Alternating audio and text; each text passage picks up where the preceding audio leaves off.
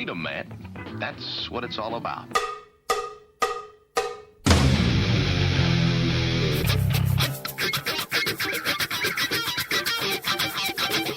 You've got to groove on freedom, like the good book says.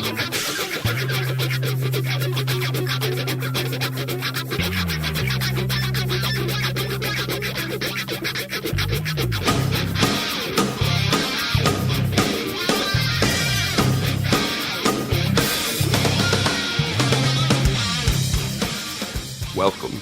You are listening to What on Earth is Happening. This show will discuss the topics of human consciousness, mind control, natural law, the occult, and all issues that affect the freedom of the people of Earth.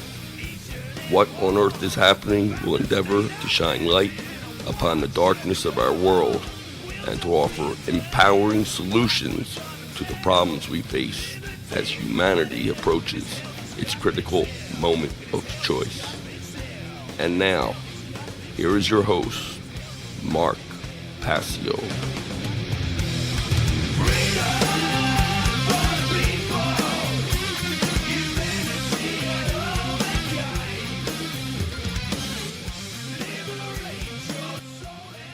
Welcome one and all. You're listening to What on Earth is Happening here on the Oracle Broadcasting Radio Network.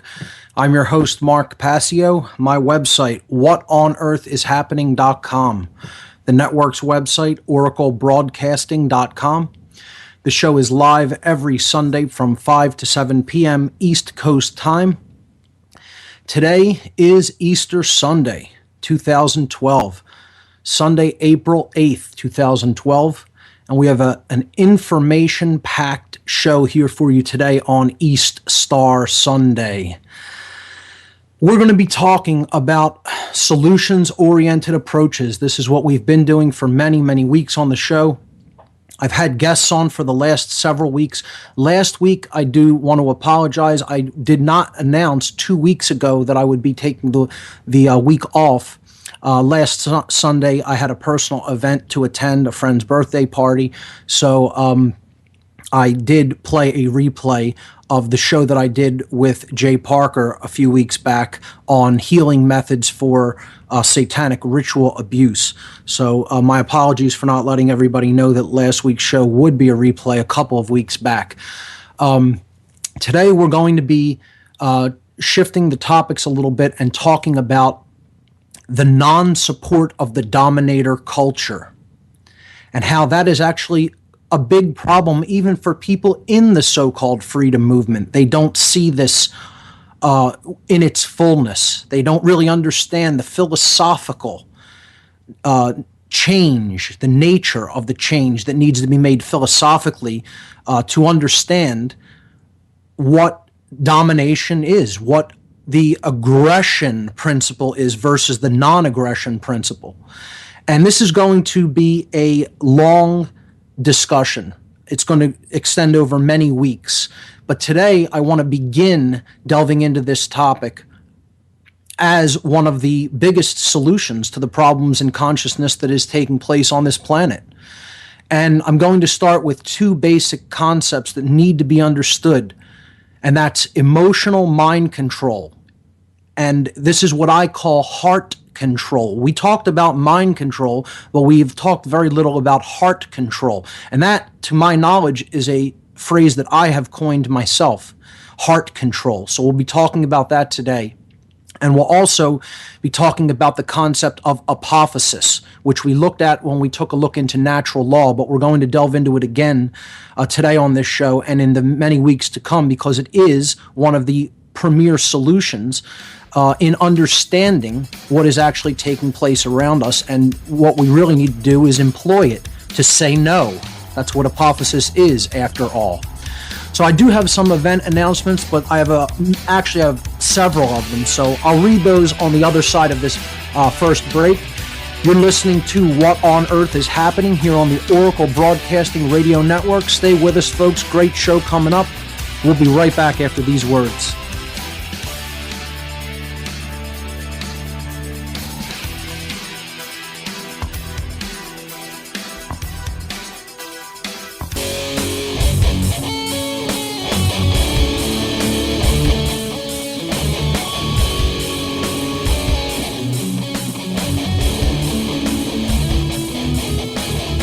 Welcome back, everyone. You're listening to What on Earth is Happening on this Easter Sunday, 2012. I'm your host, Mark Passio. Let me get into the event announcements because I have several of them. So, Truth, Freedom, Prosperity will be hosting a networking social here in Philadelphia on Saturday, April 14th, 2012. That's this coming Saturday at 7 o'clock p.m. This will be taking place at Media Bureau Studios on the corner of 4th and Brown. That's 725 North 4th Street in the Northern Liberty section of Philadelphia. Another event announcement is the official End the Fed rally. The Rally for Sound Money Day here in Philadelphia will be taking place Sunday, April 22nd. Now, I'm going to have to make a decision as to whether I'm going to do the show on Sunday, April 22nd, because there's actually two events here in Philadelphia that I will be attending. I don't know whether I'm going to just attend and then rush back to make the show and maybe report a little bit about the events on the show, or whether I'm going to put the show on replay for that day as well, and just interact with people there all day.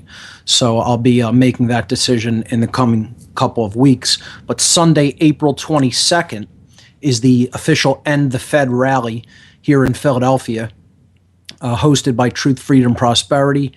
This is going to be taking place at 11 o'clock a.m. at the Federal Reserve Bank of Philadelphia. That's at 6th and Arch Streets. Okay? And the big announcement, the big news for many people here in Philadelphia is the Freedom Rally, Philadelphia Freedom 2012. And they're spelling freedom P-H-R-E-E-D-O-M, as a play on the word Philadelphia. So it's the Philly Freedom 2012 rally. This is taking place also on Sunday, April 22nd at 1 p.m. And the big news that was just announced this week for this event is that Ron Paul will actually be speaking live at the Philadelphia Freedom Rally here in the city. Say what you will about Ron Paul. I personally think he's generally an honest human being and tries to do good things. I don't think government is the solution to any of our problems, no matter how limited its capacity is. That's my take on it. I'm a total anarchist.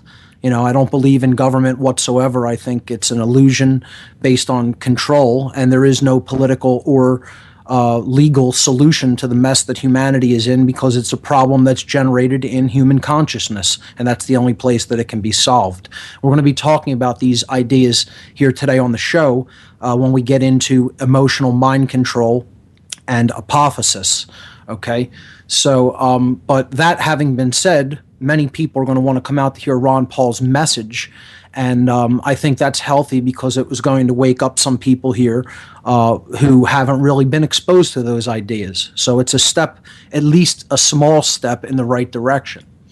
Some people say, what's the difference between a libertarian and an anarchist?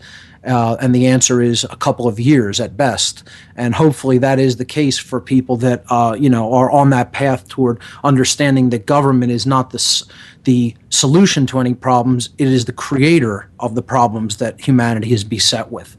So going back to this event announcement, Philly Freedom 2012 is going to be taking place at Independence Mall, right on the Independence Mall lawn. 1 o'clock p.m., Sunday, April 22nd, 2012, here in Philadelphia, Independence Mall at the corner of 5th and between Chestnut and Market Streets, okay, at 5th. So come on out for that. That should be a great event. Other speakers for that event are, in addition to Ron Paul, Michael Schuer and James Padiglione Jr., so that should be a good event coming on April 22nd. Finally, the free monthly documentary screening and discussion evening hosted by Truth, Freedom, Prosperity also. Barb and I actually picked the films for this night, and this month, they're always the last Wednesday of every month here in Philadelphia. This month, it will be April 25th, at 7 o'clock p.m. at Media Bureau Studios, also at 4th and Brown. And this month we will be showing the great documentary film by Ben Stewart, Kymatica. So Kymatica film screening, Wednesday, April 25th, 7 o'clock p.m. at Media Bureau Studios, 725 North 4th Street here in Philadelphia. For more information on all of the events that I just mentioned going down here in the city of Philadelphia, please visit the website truthfreedomprosperity.org. That's truthfreedomprosperity.org. Okay, let's jump into the subject matter for the show today. And again, over the past many weeks, I've been interviewing people, having people on the show to do interviews, and I've been taking a lot of calls. We're going to shift back toward more of a lecture type information format here for maybe the entire program here today. Maybe I'll decide to take some calls later, but more likely than not, I want to focus on this subject material. And this will probably be the trend for the next many weeks, because the concept of the removal of the support from all forms of the dominator culture is the solution to the problem. It is taking action that needs to be taken in order to get out of this situation that we're in.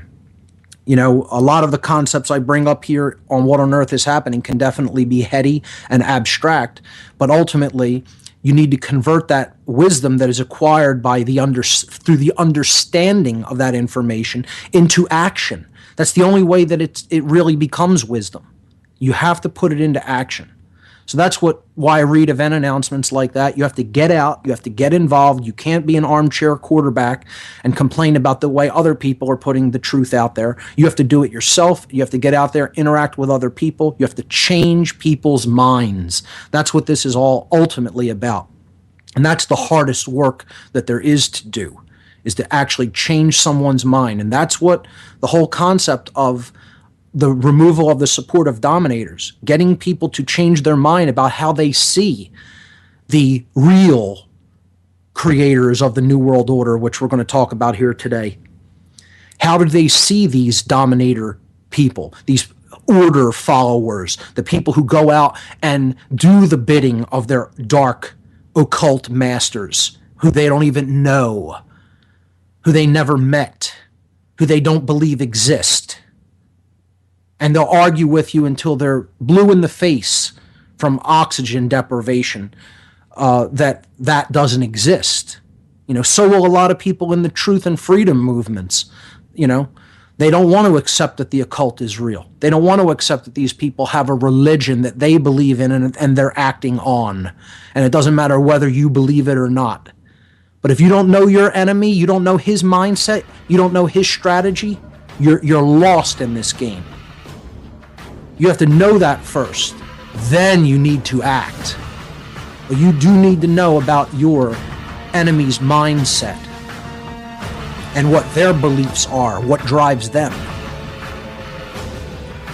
Then you have to put it all together and decide how you're going to take action in light of that new knowledge that you've acquired. We'll be right back, ladies and gentlemen. You're listening to What on Earth is Happening. Don't go anywhere.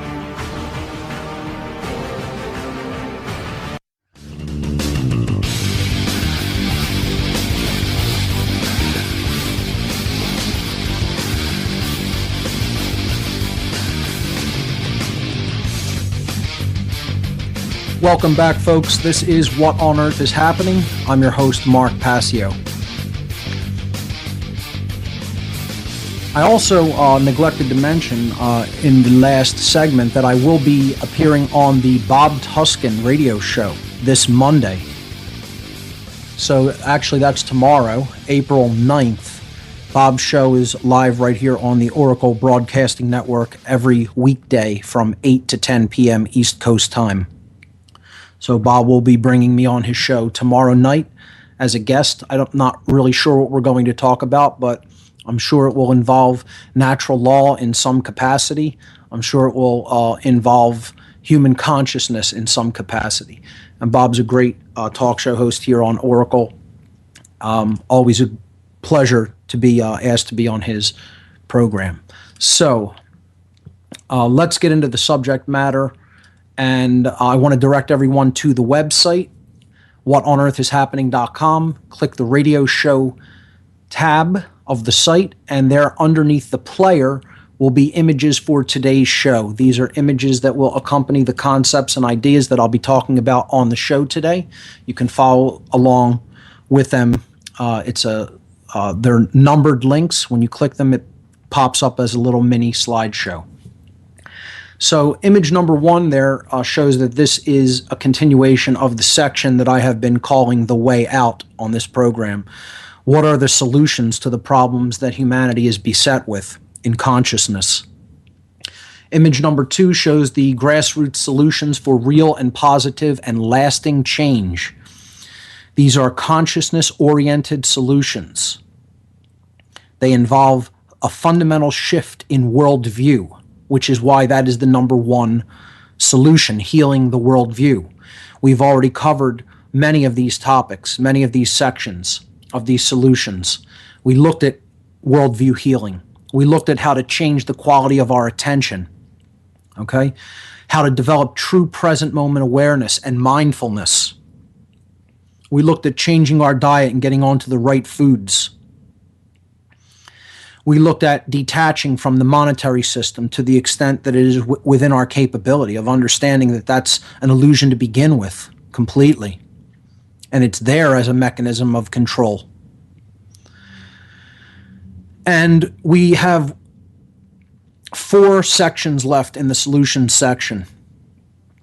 And then from there, this radio program is really going to become more free-flowing, to be quite honest. We'll review some things. We'll bring in some new concepts.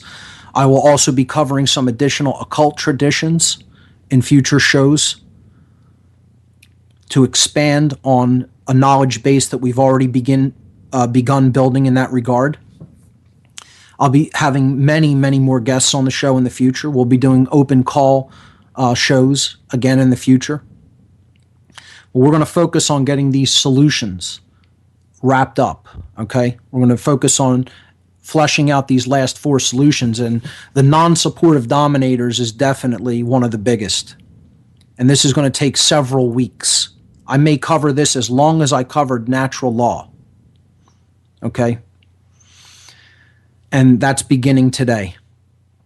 We're also going to look at the use of entheogens in a conscious context and perhaps bring on a few guests in that regard to talk about psychedelics and how they should be employed in order to change human consciousness. These are helper spirits. They're helper consciousnesses that really are here to help us to dissolve our ego. We're going to talk about the dissolution of the ego here today, because that is tied inextricably in with emotional mind control, okay?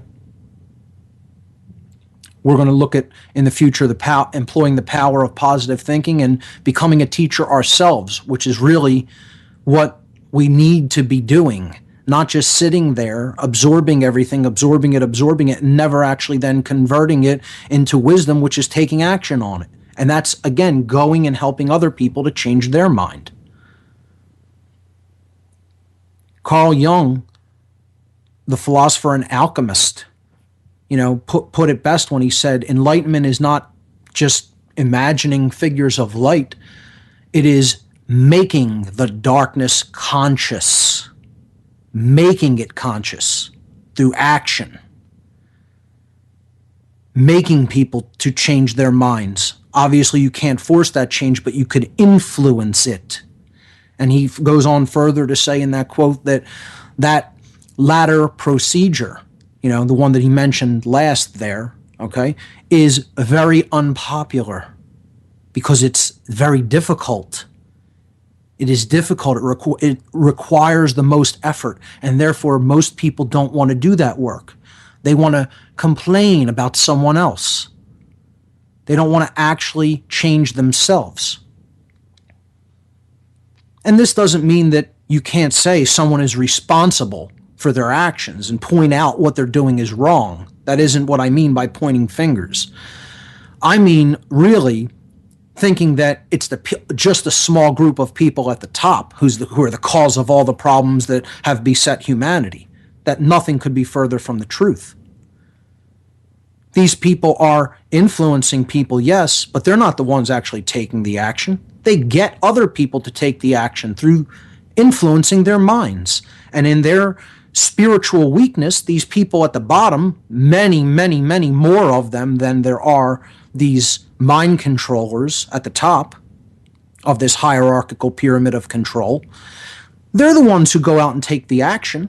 They're the ones who bear all of the culpability and the karmic consequences upon their soul. It isn't the elite going out with machine guns and gunning people down. It's not them taking away people's natural law rights by corralling them and putting them in cages for non-crimes and offenses that are made up, that they have no right to take them away for because the people are acting within their rights. No. Police and military do those things. We're going to talk about these two groups of people because this is what the dominator culture is.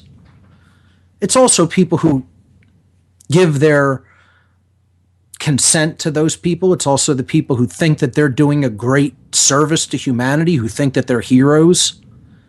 And again, I'm going to come out and you're going to hear things in this whole section through the non-supportive dominator culture, ladies and gentlemen, that are going to be abrasive, harsh, but they are going to be absolutely true. Absolutely true. And I'm not going to mince any words. I'm not going to pull any punches. So we're going to get into things in this section like repressed sexuality, which I haven't talked much about at all throughout this entire series. But we're going to talk about the sexuality of these individuals and how that plays into how they behave. All right? We're going to get into how religion plays into this in people's minds. We're going to get into the worshipers of the state, their mindset, what made it that way. Why don't people want freedom? Why do they fear true freedom and personal responsibility? What is going on in their psychology, in their psychological makeup that makes them take these stances, take these positions ideologically? We're going to look at the fact that there is no political solution to this problem. There never has been. There is only a philosophical solution. So when we come back, we're going to begin this section, this solution section, which is called the non-support of dominators. And we're going to start by looking into emotional mind control and what that is and how it works. We'll be right back, ladies and gentlemen. Don't go anywhere.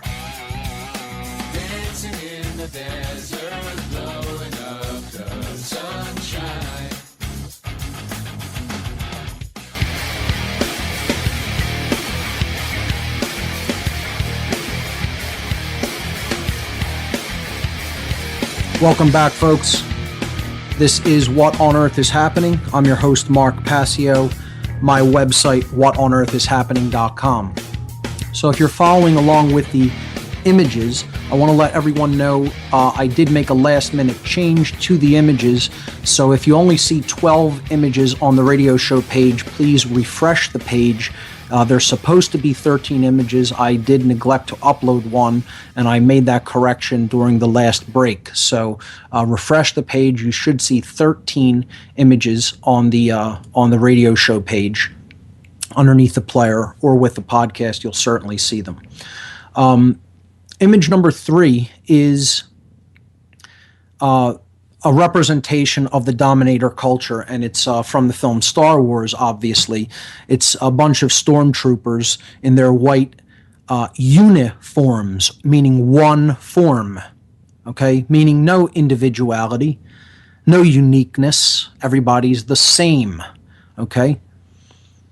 And if you take the helmets off, of course, if you're a follower of the Star Wars saga, you'll recognize that it's actually all the same individual underneath every one of those helmets, because the stormtroopers were a cloned army, all cloned from the same individual, Jango Fett, in the story. Okay? So they're all clones, literally, meaning copies of each other. And that's what the dominator culture wants people to become, a carbon copy. Something that's not really even alive, something that is made. It is the facsimile of life, made from something that was once alive, but it's just a golem. Okay, it's a golem. It is a thing that is imbued with motion, but it doesn't really have any real life to it. It's not making its own choices or decisions. It's not thinking. It's not feeling. It's just acting. You pull the strings or put the little electrical impulse to it, and then it acts, it jumps. That's it. Its impulses can be completely controlled. And that's exactly as the dark occultists see these individuals. We're going to do a whole show, as I did at the Free Your Mind conference, on how the dark occultists see these individuals. I'll give a whole show, maybe 2 shows to that topic, and we'll go over the occult mockery of the people who are actually the order followers and do the bidding of their masters. It's like a master who hates his dog and just kicks his dog constantly commands it, gets it to do whatever he wants it to do, but he still loathes it with his whole being. Because at some fundamental level, he identifies, how could this dog continue to do what my sick, twisted brain is asking of it? That means it hates itself at some level. That means it is only concerned about what it can get from me, that it has no care for its own self whatsoever. It is totally given up itself. This is another concept we're going to tie into the non-support of dominators, the concept of the loss of the self. This will be an entire section within this section. I call it, many researchers other than myself have also called it, selflessness.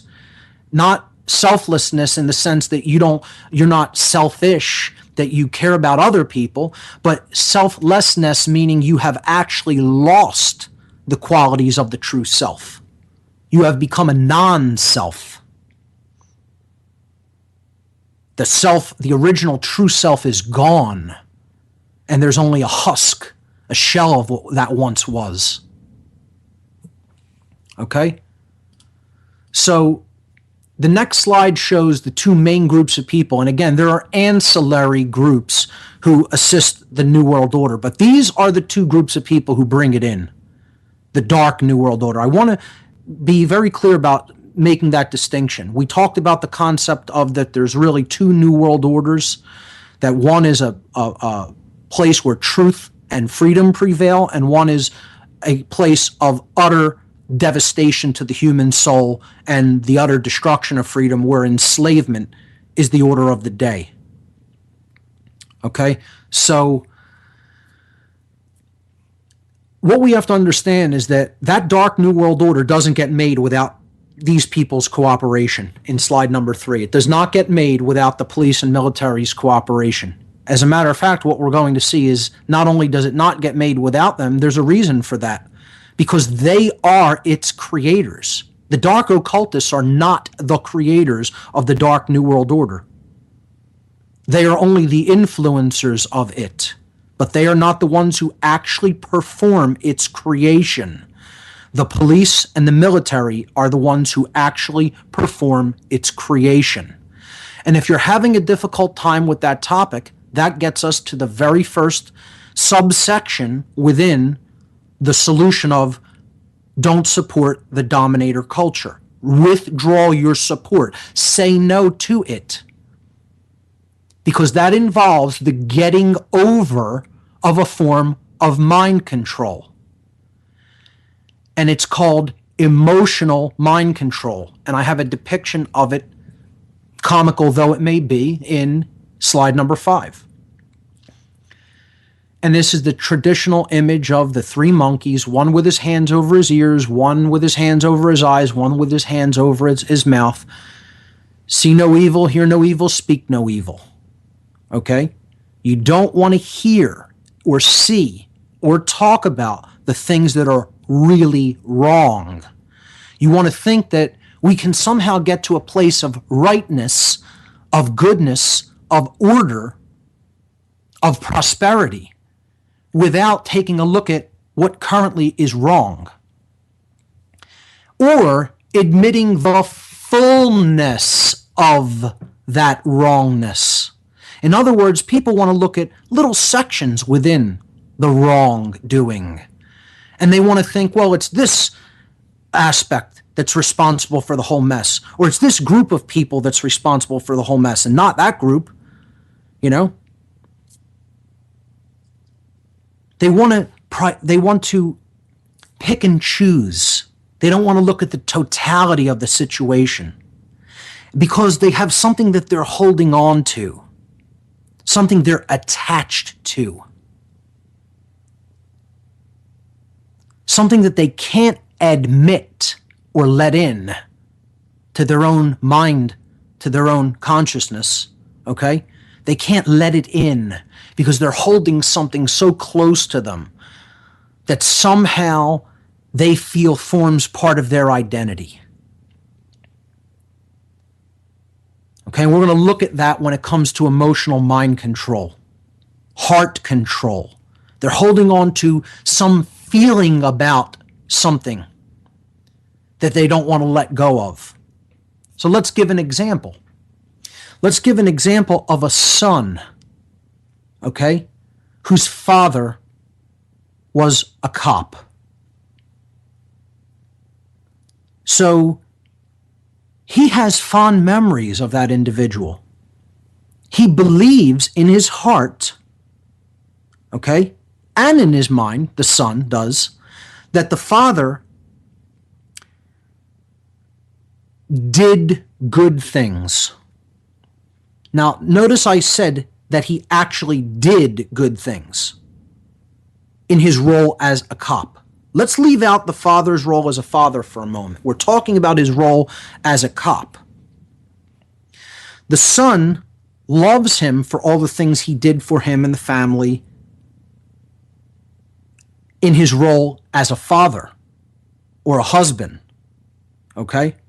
So we're talking about two different roles, two different ways of being in the world, of functioning. One, he's an order follower. That's the reality of his role as a cop. He's told, this is your job, this is what you do. If you don't do this, you can't do this job. You cannot say, no, I'm not going to do what I'm told to do and be a cop. Doesn't work like that. If you say, I'm my own person, I'm not going to do this just because this is told to me to do, then you're not a cop. You cannot continue to do that job and keep your job in that role, in that capacity, and still be your own person following your own conscience. These are antitheses. They are diametrically opposed ideas. A cop, by definition, is a follower of orders. And those orders come down to him through man's dictates, called man's laws. And then he is told by his superiors in the political structure, okay, in the governmental structure, this is what you must do or must not do. He's not actually making those decisions himself.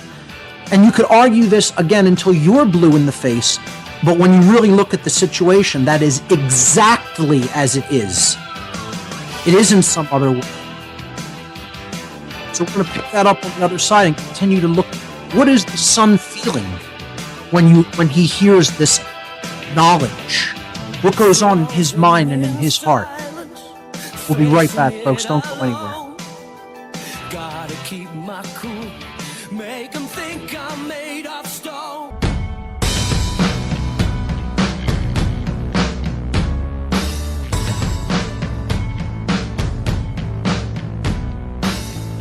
Welcome back, everyone.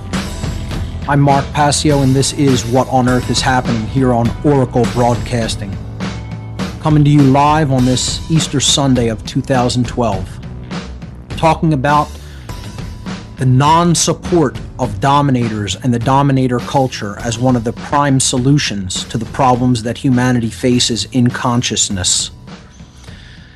And as the beginning, the introduction to this, we need to talk about emotional mind control, or as I have coined it, heart control. Okay? We've looked at mind control and all the ways that this goes to work on us cerebrally, but we have looked very little at heart control. How are our emotions controlled? And they're controlled the most when it comes to the people who we know who are actually the servants of the dark and don't even really know it. And in many cases, that blinds us from being able to understand that they can only be bringing, by what they're doing, chaos into the world. It is impossible for them to be creating order, harmony, safety, any of those things, because their actions are based in fear and confusion and coercion. And as a result, they can only ever create chaos, which is why I said that the dominators, the people who are actually order followers, who believe that they have the natural law right to do things that they most definitively and absolutely do not have any right to do, are the creators of the Dark New World Order themselves. It is not their occult overlords. And I'm not making any excuses for those people, the dark occultists. They are evil in their own right and in their own way, but at the same time, they do tell people what they're about to do before they do it, and they have to get some sort of complicity or acceptance, and they may even tell people wordlessly through symbol, but they tell them. Okay? And ultimately, they're not the ones going out and doing these atrocities. They're not the ones out in the fields murdering people, in the killing fields. They're not the people on the streets who are slapping handcuffs on people and throwing them into a cage someplace. They're not the ones doing that. They're not taking that action. And as a result, their culpability is negligible next to the people who are actually doing that action with their body, employing that behavior. You can look at the atrocities committed by people in Soviet Russia or in the Third Reich in Germany, okay, and understand the leaders were a minuscule component of that population, tiny, tiny fragment of it, a portion. They're secret police. They're military. That's who actually did those things to people. These were people. And it's the same way in any culture. That's why it's called a police state. Okay? It's the same thing in any totalitarian police state. Ultimately, those people do not have developed consciences. They don't know what real conscience is. And that could, take it however you want, ladies and gentlemen. Get offended. That's not my business. If you're offended by that statement, perhaps you are under emotional mind control. They're the people actually doing it to the other people. They have a choice in the matter. You can say no to it. They did not really have a developed conscience. Conscience in them was not truly born. Otherwise, nothing can make you do that to another human being. Ladies and gentlemen, it would not matter what the circumstance or situation was. You would never see me being given orders to shoot somebody who I know did nothing wrong, did no wrongdoing to someone else, and then me saying, yes, I'm going to do it. It wouldn't make a difference if you said, you're going to kill me, I'm going to torture your family, I'm going to kill and torture everybody you've ever known. It doesn't matter. I have a developed conscience, which is the true objective knowledge between what is right and what is wrong, and then the willful choosing of the behavior that goes with the right and not the wrong. The behavior that is in harmony with right action. That's what a conscience is. So no one, no matter what they do, is going to get me to violate somebody else's natural law rights. For a paycheck, for threats on my body or any other reason. Again, I say threats of torture are even meaningless. And not just for me. I'm going to choose not to cooperate with evil no matter what evil does. The end. See, that's what truth is. That's what serving truth is. It's not wishy-washiness. It's extremity. And when people say, oh, you're an extremist, I take that as an absolute compliment. Truth is extreme. This is one of the things we have to understand when we look into emotional mind control. That truth is extreme, and it does not matter what form truth comes in. Truth can come in a beautiful appearance, and it can come in the form of a horror. It can come with a soft-spoken voice, or it can come shouting through a bullhorn. And this is another aspect of emotional mind control. Let me wrap up the first one. We talked about the son who can't give up the idea that his father, he knows his father to be a genuinely good person in his interactions with him.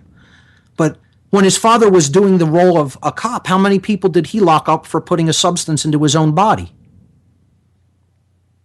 And then, he came home and loved his family and brought a paycheck home and put food on the table for his daughter and son and, and wife, etc. But what does that ultimately matter if the person is violating someone else's rights when he goes out to do that job? How many protests was he asked to shut down during his career? How many people whose property did he go and take because they failed to pay their extortion money to the dominator culture called a tax? All of these violations of natural law. And the person who's doing that job is never saying, I'm going to look at the action that I'm taking based on whether it is in definitive harmony with natural law principles. Do I have a right to take that action? Is it harming someone else? Is the person who I'm being asked to stop from doing what they're doing, are they harming someone else? Or do they have a right to take that action? No, none of those things are even thought about in the mind of the stormtrooper, of the clone, of the copy, the cop.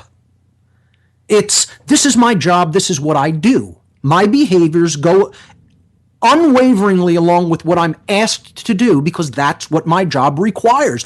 If I don't do that, I don't have a job. See, because that's the whole thing, ladies and gentlemen. You can't be an enlightened person following your conscience and be doing that job. It's not possible. That's an antithesis. It's diametric opposites. Those concepts do not exist simultaneously. They can only exist simultaneously in a diseased psyche. It's called cognitive dissonance. It's a psychological illness that you can believe you're a totally good person following your conscience and still following orders. If you're following orders, you're not following your conscience. You're following what someone else is telling you to do.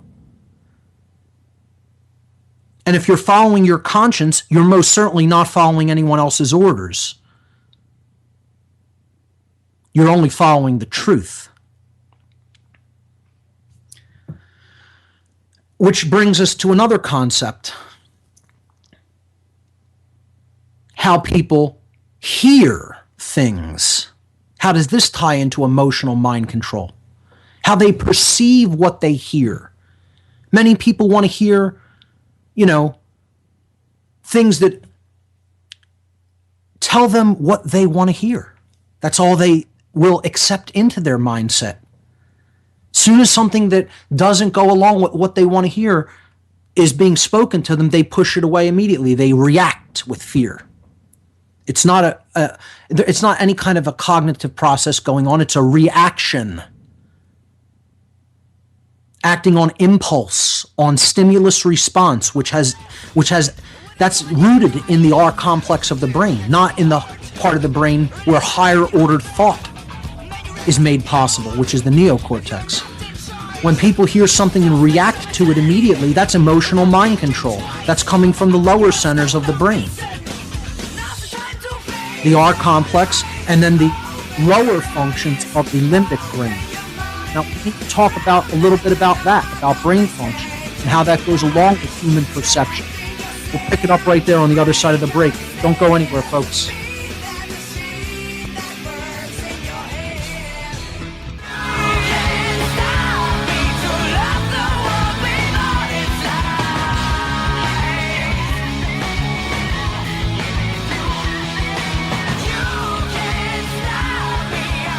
You can't stop a person who has developed true conscience. You can't control a person who has developed true conscience.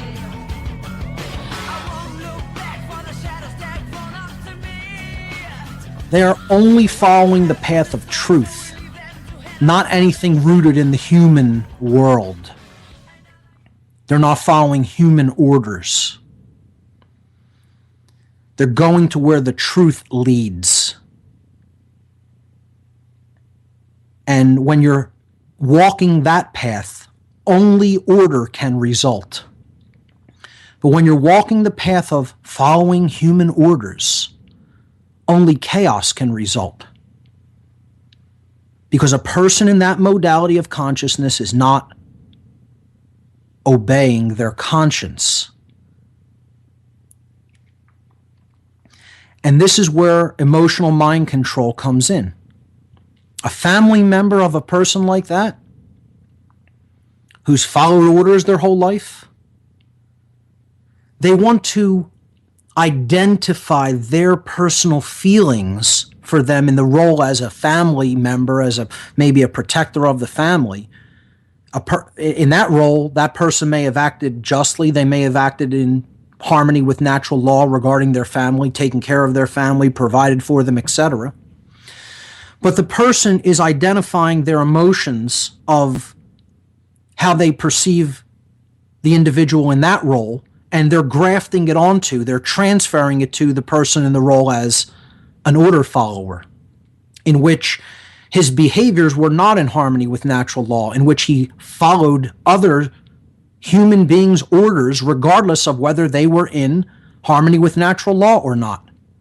So his behaviors were not just, they were not good, they were not orderly, meaning they did not really create order. They created chaos in many other people's lives, and subtly, maybe not in 100% seen ways, they create chaos in their own lives through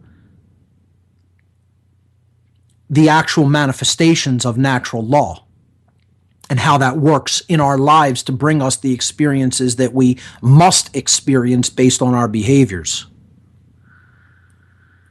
So the person in emotional mind control can't reconcile these two roles that this individual was playing. And this is part of where the real mind controllers have us, have the majority of us. We can't step back and disidentify ourselves from our role with that individual. And this is what I'm trying to explain to people is so vitally important to do. If your father or your mother or your brother or your sister or your daughter or your son or any family relation is not in right relation with truth and natural law, it isn't up to you to say, oh, but they're my mother. Oh, but they're my son. Oh, but they're my dad. You have a much more powerful responsibility to attend to than a family bond. The family bond, people want to think, is somehow the highest responsibility that any person has, and it's not true. There's a much higher responsibility that should be tended to long before you ever tend to any kind of a bond in the family. And that's the responsibility to the truth and to what is right. You have a responsibility to go where your conscience leads, not just saying, oh, they're my father, so I forgive them for it. If you truly know the difference between right and wrong, putting somebody, allowing them to just skip out on some kind of a cop-out because you didn't want to hold them to account or you didn't want to check them on their wrongdoing is a cop-out yourself. And that's an abdication of your own personal responsibility to speak the truth, just because you didn't want to create an uncomfortable situation. We'll pick this up on the other side of the break. Stay with us.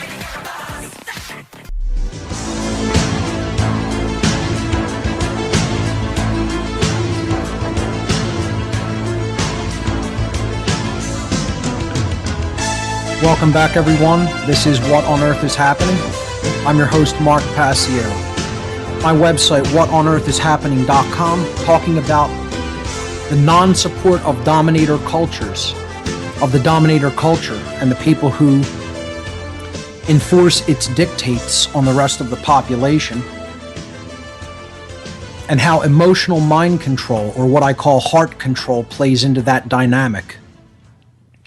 You know, breaking these bonds, particularly when they're family bonds, with an individual who is in this kind of disharmony with natural law, and developing the courage to start speaking with them about it to help change their mind about what they're doing, can be very difficult because it's deeply rooted into the human psyche, but more than that, it's actually rooted into the physiology. You know, these functions become like addictive patterns because of how they work in the brain. When you're forging an emotional bond with somebody, you know, the limbic brain is sending certain kinds of chemicals into the body. You become very used to that and dependent on those substances. That's why you miss someone when they're not around. It's like a form of withdrawal. You know, these chemicals are like drugs. They are mood altering, they are body altering. They are released from the limbic brain. They go into the bloodstream. You become used to them, like any other substance that you continuously would put into the body. So someone becomes identified with that feeling when they're thinking about or relating to another person in their family. And then it becomes, I don't want to logically think about what they're doing. I don't care about that. I'm just going on feeling and emotion here. It doesn't make a difference what they do. And once again, this whole idea that family bond is the strongest makes us look the other way when one of our family members is doing something that's wrong, meaning intentionally harming someone else. And it doesn't even matter whether they think they're doing the right thing. This is another defense that's constantly used against the dominators. They think they're doing the right thing. The universal natural law does not care whether you think you're doing the right thing. This is another thing people need to emotionally get over. Gravity does not care one iota whether you don't understand it, folks, and neither does behavioral natural law. It's going to bring you what you have acquired as a result of your action, whether that comes from stepping off the cliff because you didn't know about gravity, or whether it comes from deliberately trying to taking someone else's natural law rights because, quote unquote, I didn't know it was the wrong thing to do. Natural law doesn't care. It doesn't work like your mind or my mind. It doesn't have human emotions. It is a law that works unwaveringly, 100% of the time, the same way. People have a difficult time wrapping their minds around this. And it's part of they don't want to accept that there's anything that works like that and that they're subject to it. You are a slave to causality, to natural law. That's how this universe was built. The end.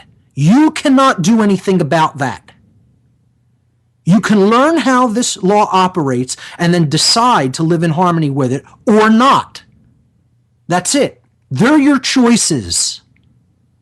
It's the ultimate Hegelian dialectic, if you will, but it's the one that is real. So in that regard, do you really have free will? Hey, maybe not. Because there's only natural law, which binds you. And you have a choice to make. It's your free will decision, but you're the one who makes it. Do I acknowledge this law that is in place that happens to bind me here in this physical universe while I'm in it? And do I want to work within the parameters of that law in which I don't create suffering for myself, in which I can create harmony and order and wonder and beauty and peace and anything I could possibly even dream or imagine? Or do I want to constantly buck the flow of that natural law? I want to believe that I'm God somehow. I could do whatever I want with no consequences, and I'm just going to create disharmony, suffering, endless suffering, and chaos for myself. See, ladies and gentlemen, you could ignore reality all you want, but you cannot escape the consequences of ignoring reality. That's what's not possible. It is possible to ignore reality. You're an utter fool to do it. And because you happen to be uncomfortable with what that reality is, you don't want it to be that way. That's why most people won't even look at natural law. I don't want it to be that way. Well, once again, you're not the creator of the universe. Who cares what you want? You need to learn what is and start getting your head around the concept that you need to accept the way certain things that weren't created by you are. They weren't created by any humans. They're just the natural function of this domain that you don't have a say over. This is why in many secret societies or in many mystery tradition schools, people who don't believe that there's a higher power than man won't even be dealt with. And I understand why that is. I get it. Because they think they can get it to make up what the truth is based on their likes or preferences or their emotions. I don't like that. That bothers me, that idea. I'm not even going to look into whether it's true or not. I'm not even going to look into whether that happens to be the conditions I'm surrounded by and surrounded with and that I'm binded by or not. I have no care to look into any of that because that makes me feel uncomfortable. I don't like it, so therefore it can't be true. Which brings me to the next couple of slides. I call that the arbiter of truth syndrome. I get to make up what truth is based on how it makes me feel. And here's the flip side of that coin is when people hear the truth, they react in different ways based on how it makes them feel. Not on whether it's accurate, not on whether it can actually be verified, whether it's true, the veracity of the information. No. I'm going to judge it based on how it makes me feel. So if I don't like how this person looks or the sound of their voice, or if that information's making me uncomfortable, or I don't like the way he presented it, or he left this little tiny detail out that I think is important, even if the rest of what he's saying happens to be true, I'm throwing it all out. This is such an immature way of seeing reality and coming to any conclusions of what is. But unfortunately, this is where most people are at, and this is a symptom of emotional mind control. Many people, in the freedom and patriot movements are under emotional mind control. And I'm going to give you an example in a way how I'm not under that kind of mind control or heart control. When people hear people shouting or screaming something or saying it in a harsh or abrasive way, they want to think it isn't true. So I put this up as slide number 6 for you to take a look at. You could take a look at it during the break and I'll get more into it on the other side. People can shout 2 + 2 = 4. At the top of their lungs. It's always going to be true. We'll be right back, folks.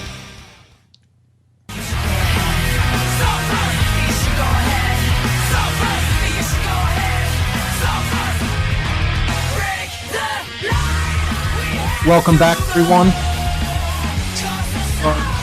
Discuss non-support dominant culture. First part of this is understanding what emotional mind control is and how it works. How people graft emotions onto other people in their family, their circle of friends, and don't want to objectively, logically look at what the people are actually doing, the role that they're fulfilling in the creation of the Dark New World Order. That was the first part of this. The second part of this has to do with human perception and how people want to perceive reality versus accepting reality as it is, or even being able to see it at all as it is. This is one of the biggest problems that humanity has.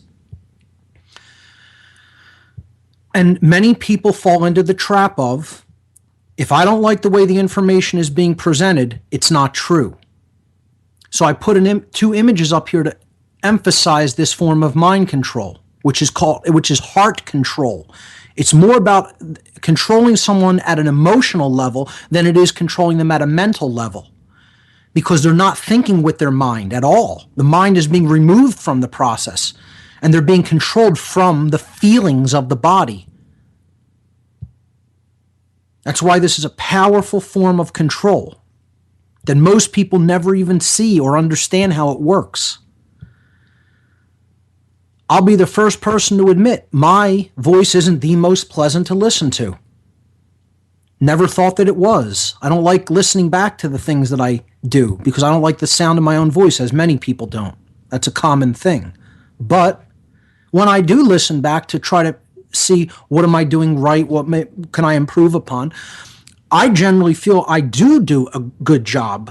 I listen to the concepts I present. I think I present it in a clear way, in a way that could be easily understood by anybody. I don't overcomplicate it. And I think I do a reasonably good job to explain these concepts. So I gauge myself not on how I sound, because I don't like the sound of my voice when I listen back to it. I take a look at what did I actually say. And then I'm going to be honest about, did I do a good job getting that idea across? That's it. Doesn't matter whether I don't like to hear it. And this is, again, something people don't even know that they're in sometimes. I'll give another example, okay? Manly P. Hall, old man before, he died, I believe, at the age 93 or 94, something like that. I think it was 93. But he lectured on the circuit into his 90s. And when you listen to an older gentleman speak in a monotone, very slow pace, deliberate, it can be taxing. It can be something that is, wow, that takes willpower to actually sit there and pay attention to that, because let's face it, it's boring. Literally, it's something that's not really very exciting or holds you in rapt attention. But the information that he's giving is like, whoa. This guy is a beacon of light, Well, what he's exploding onto the world with what he put forward over his years. So I'm not paying attention to the sound of his voice or whether it makes me bored or even sleepy. I'm listening to what he's saying. And again, if it's super harsh, we could bring Alex Jones up as an example. People call him a blowhard. They say, oh, he's super over the top at what he does. None of that matters. All that matters is what he's saying accurate regarding the control system. So, in image number 6 here, I have all these people shouting and looking upset, and they're yelling right at you. They got their finger up in your face, and they're all saying the same thing. 2 + 2 = 4, which is unequivocally, eternally, definitively, absolutely true, and can never be any other way. That is a mathematical, natural law reality. It doesn't matter how anyone says it to you. They can say it in the most pleasing, wonderful tones that sound like angels singing. Or they can be a blowhard yelling through a megaphone. All irrelevant. The only thing that is relevant is it true? Was that accurate? Does that reflect reality? Image number 7 shows the exact opposite of this. the news broadcasters, our wonderful friends in the mainstream media, they're always talking in such pleasing tones. And now the news. Take it away, Ellen. Sure, Jim. And then they're going to spout the most absurd, ridiculous propaganda that anyone has ever heard, and most people are going to gulp it down. They're going to shovel it in with a spoon, they're going to slurp it up with a straw, and they can't get enough. They can't get it in fast enough. More, please. More, please. Yes, I'll have another. Because they like hearing what they want to hear, and they like it being told to them in sweet, pleasant tones, even if it's total bunk. All of these people are telling people every day that 2 + 2 = 5. And it doesn't matter how sensuously it's put. It doesn't matter how nice the female anchor dresses up and does her hair and sits, with her legs crossed and looks very attractive. It doesn't matter how much humor they interject into it, how they smile at the camera. It's always going to be nonsense. But many people will buy it just because it's told to them like rocking a baby to sleep. In those soft and pleasant tones. They're never going to even go out and check whether it's accurate. They're going to take it at face value because they're gauging information not with the human mind. They're gauging information through how it makes them feel in the body. And that's what emotional mind control is. And this is the same thing that happens when you say, you know what, your father may have done great things in his role as a father, but in his role as a cop, he abused people's rights all day long, whether he knew it or not. Because he wasn't following natural law. He wasn't following his conscience. He was following human orders. And what happens? Boom, emotional reaction in the body. That makes me feel bad because I remember the emotional connection I had to my dad as my dad. And now I'm going to react to the truth of that statement by getting angry.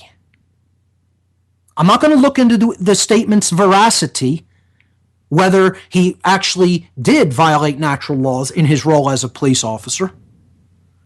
I'm just going to react to the teller of that information, to the bringer of that information, because he touched a nerve with me because I have a deep emotional connection to Daddy.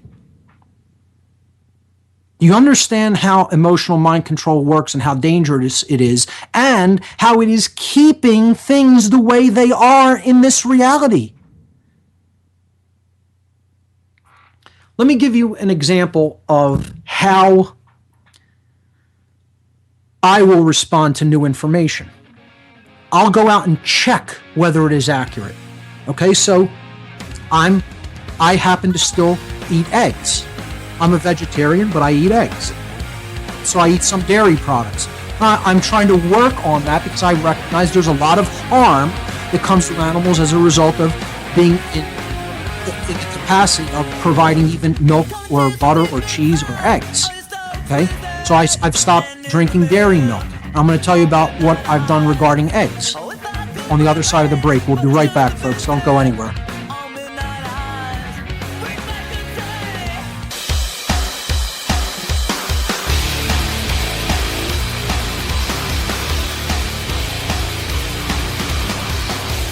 We're back, everyone. You're listening to What on Earth is Happening here on Oracle Broadcasting. I'm your host, Mark Passio. My website is whatonearthishappening.com. Continuing with emotional mind control. We have to understand first, it doesn't matter how information is delivered. We need to get over that.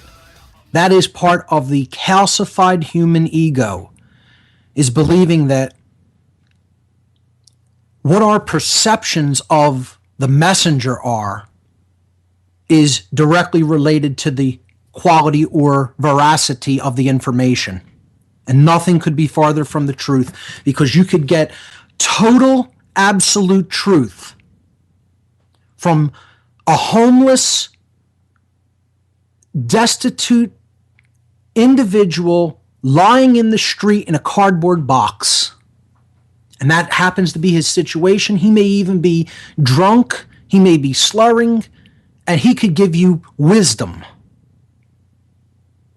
And yet you could go to the executive of the board, way up in an ivory tower someplace in the middle of the middle of a city, in the boardroom, and that could be the devil incarnate, basically, in a $10,000 three-piece suit, telling you exactly the opposite of the truth.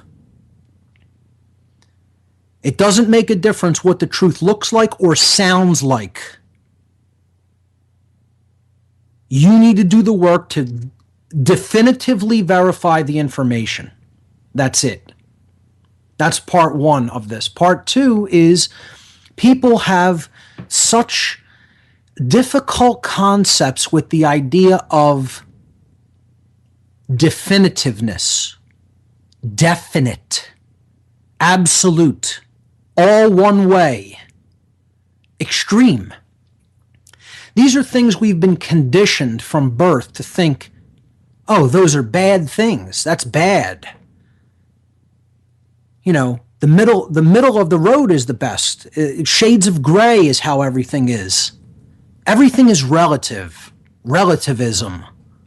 Never really look at whether something has an objective reality that is independent of my perceptions of it. And yes, there is such a thing. No, everything is not independent, dependent on perceptions. Truth is not dependent on your perception, ladies and gentlemen. If you think that's the case, you have bought into some bunk when it comes to relativistic science regarding the observer effect. That isn't how that's intended to be understood. There is such a thing as objective reality that is independent from my perception of it. That exists. It's called truth, and it can be known. And it is not shades of gray. Truth is not shades of gray. Truth is all one way. There's a bumper sticker for you. Truth is not shades of gray. It's all one way. This is another thing people under emotional mind control cannot comprehend. Because they want it to be the way they've been told that it is, that they've come into a state of comfort with, that it elicits a certain emotional reaction in the body. Oh, it's not all one way, it's relative. That's comforting. That means that, this isn't something that really is independent of me. It's dependent upon how I perceive it, how I see it. And that's where all moral relativism comes from. The idea that we can get to make it up based on how we feel about it. Oh, I like taking people's rights away. I like following my orders. That doesn't necessarily mean it's wrong. I could be doing this and actually be right because it makes me feel good. Never looking at, is there an objective reality about whether what I'm doing is right or wrong or not? Never looking into what natural law actually is, how it operates, how it brings you the experiences that you must undergo as a result of your behaviors. No. I'm going to just base it all on my feelings and what I've been told. Looking into it for myself, are you insane? That would involve work and taking on the personal responsibility of then knowing right from wrong and having to make my decisions based upon definitive knowledge. Oh, we're never going to do that. We're just going to base it all on emotion, base it all on feelings, how it makes me feel. How about let's just base it on what I get from it? Do I get the cookies that my master throws at me as little dog, lap dog that I am? Do I get the little biscuit treat afterward? Do I get my paycheck? Are the bills on my house still going to be paid as a result of continuing to do this immoral behavior? which, ultimately these people all know it's immoral. Nobody's that dumb, folks. It all really comes down to that. You know when you're doing harm to someone else. Everyone does. They just want to tell themselves that they don't. They think that they can continue to ignore reality, flick their middle finger up in the face of natural law, and they can escape those consequences. And I assure you, ladies and gentlemen, the universe does not work that way. And the people who think that and think that they continue to get away with that kind of behavior are in for the shock of not their lives, they're in for the shock of universal time, to say the least. But to go back to this idea of the second aspect of what emotional mind control is about, is that the truth is all one way. It is extreme. It is absolute. I briefly, before we get into this, I want to give an example, one other example. I was shown how badly the chickens who lay eggs are treated in certain factory farm conditions and then are slaughtered as well. Even though they may have just been chicken eggs used for chickens, they're then taken to slaughter as well. So knowing that I stopped eating meat because of the harm that it does, because it's not a human right, as people have been conditioned into thinking that it is. And again, you can get as offended about this as you want and look up contradictory data that is made up and is based on religious assumptions to try to get people to accept that, this isn't a wrong practice. Okay? And I haven't really gotten too deep into this because I've been trying to hold my listeners and not offend them to a point where they just say, I'm not going to listen to anything he says. But again, this goes with emotional mind control, and people just need to really be told what is really going on regarding this wholesale slaughter of animals all over this planet in a just a harsh way. In a just way that, look, if you can watch the movie Earthlings and not have a conscience about what's going on with animals on this world, you are a psychopath. And at the very minimum, a secondary psychopath. If you take that documentary into yourself and be honest about it, and you say that isn't wrong, I fear for your soul, is all I have to say. And I told you that's the only movie in my collection I won't watch again. Out of the thousands, probably tens of thousands of movies I have in my digital library. Okay? I wouldn't watch that one again. I got it.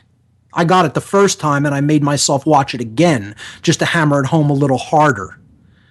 So what I did, yes, I don't eat meat anymore, but okay, I don't eat drink dairy milk anymore. I make my own almond milk. I still happen to consume eggs. Now, do I know that practice is still contributing to some suffering with chickens? Yes, I do. So I do want to make it even better. I do want to go beyond where I'm at. It's still not good enough. So Barb and I have tried to locate a source of non-slaughter eggs that come from chickens that are not slaughtered. And we finally did make a contact with someone, and we're still eating eggs as part of a vegetarian diet, not a totally vegan one, at least not yet anyway, but who knows what the future would bring. But the point is, the eggs that we get do not come from slaughtered chickens that will be slaughtered at all. They come from a place where the chickens are cared for, basically kept as any other pet that we would keep, and the eggs taken when they lay them, and they're come from again chickens that completely are not slaughtered. So that's one more way I've been able to pull back and exercise apophysis, the saying of no to the suffering that is generated by what we're doing to animals. It's one less contribution to the support of that agenda, which is exactly the way we need to go when it comes to dominator culture. We'll be right back, folks.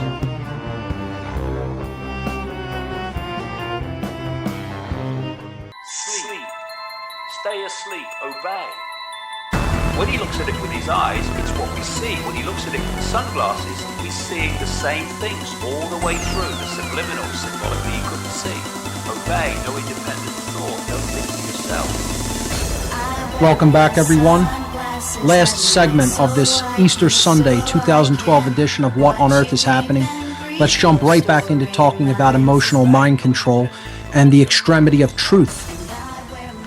Image number 8 on the image section shows that truth is an unwavering line represented by the horizontal black line in the image. We represent the sine wave pattern, okay, the wave form. And if our frequency is high, we are more in alignment with truth because we hit the absolute in many more places. But if our frequency is low, we're lucky to hit the truth a couple of times in a lifetime. This is what is really meant by high frequency, coming into a higher frequency of consciousness versus a low frequency wave. Truth is not something that wavers. We are that which wavers in this reality, in this dimension, if you will. And we have to make it our task to bring ourselves into alignment with truth. Alignment. And when you have a high frequency, or when you have things that are bunching up, sounds that are bunching up together, like, if you create a little sound and then increase it in its frequency, you eventually develop a tone. Atonement, or at one. Because that's what the truth is. It is the one. It's not more than one thing. Alignment, atonement. These are terms that have to do with frequency. Truth is that very middle point in the wave, from which the wave grows out of, what it is centered around. It's our goal to align ourselves with that through reaching a high frequency and hitting it at all points. So the idea of the absolute nature of truth needs to be understood, and we need to get out of this emotional way of seeing things as relative, because that somehow comforts us. And it means, we get to make it up, and it's not something that is independent of us, that, binds us, that has, is a higher power than man is. Let's look at the word absolute for a moment, because much meaning can be found in the word itself and through alchemical green language. And alchemy is something that I've talked a lot about. This has to do with alchemy as well. And if you missed the show I did on alchemy with Bob from Cincinnati on Occult Empire on his network, you definitely want to go into my news section and check it out, because it was a great show. And I'm going to do a show many shows on the alchemical tradition in the future here on What on Earth is Happening. So the word absolute, it comes partially from Latin. Actually, pretty much the whole term comes from Latin, but ab is a Latin prefix meaning away from, and solute is the second part of the word. That comes from the Latin salve, okay, which we're going to get into in a moment. But a solute in English is a substance that must be dissolved in a solvent in order to create a solution. A solution has a solute and a solvent, okay? So the solute is the hard thing. It's the calcified thing. It's the solidified thing. It's a solid that you are going to dissolve into a solution to create a solution, which is what we're trying to do, is to create a solution. Well, in order for the solution to be created, the solute must be dissolved. So you need a solvent. Well, then that means what we need to look into is, what is a solvent? Because if we're trying to dissolve the hard thing to make the solution, and the hard thing is the ego, the people's hard heads, okay, their calcified beliefs. Well, what is the solvent that we're looking for to create the solution? What is capable of dissolving the ego? Well, what it is the speaking of the truth and the refusal to accept evil. Saying no to evil. That is the solution. Saying no to the dominator mindset is the solution. That is the solvent that we're looking for. The solvent, from Latin, from the word salve in Latin, means to release, to unbind, to untie, to free, and to open.